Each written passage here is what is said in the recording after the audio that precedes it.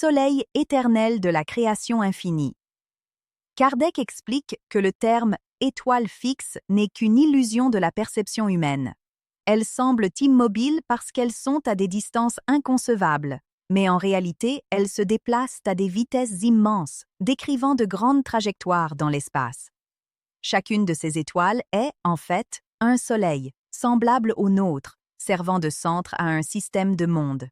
Ainsi, le ciel étoilé n'est pas une surface ponctuée de lumière, mais un océan de soleils et de planètes, où règne l'ordre et l'harmonie. Cette idée, à l'époque de Kardec, élargissait déjà profondément la compréhension spirituelle de la création. Il montre que l'univers est peuplé d'innombrables humanités, dispersées dans les systèmes qui tournent autour de ces étoiles.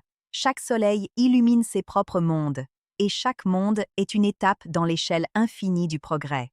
Rien n'est isolé.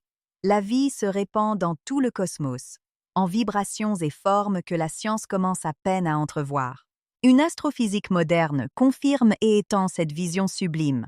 Aujourd'hui, nous savons que notre galaxie, la Voie lactée, contient environ 400 milliards d'étoiles et que l'univers observable comporte plus de 200 milliards de galaxies.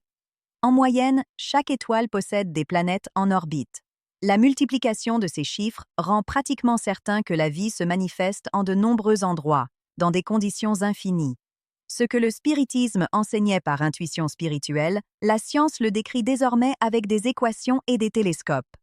Les étoiles fixes sont aussi les phares de l'espace, sources de lumière et de chaleur qui soutiennent l'existence dans les mondes qui les entourent. La physique révèle que leur énergie résulte de la fusion nucléaire, où des atomes d'hydrogène s'unissent pour former de l'hélium, libérant d'immenses quantités de lumière et de chaleur. Mais le spiritisme voit au-delà du phénomène physique. Chaque étoile est aussi un foyer de fluide cosmique, irradiant une force vitale qui parcourt l'univers comme un courant divin. Kardec rappelle que la mort des étoiles, comme leur naissance, fait également partie de la loi de la rénovation universelle. Les supernovas, que nous connaissons aujourd'hui par l'observation astronomique, dispersent dans l'espace les éléments chimiques qui formeront de nouvelles étoiles, planètes et formes de vie. Ainsi, la destruction apparente est en réalité le début de nouvelles créations. Rien ne se perd, tout se transforme sous la direction de l'intelligence suprême. Cette dynamique confirme le principe fondamental de l'œuvre kardécienne, l'unité des lois divines.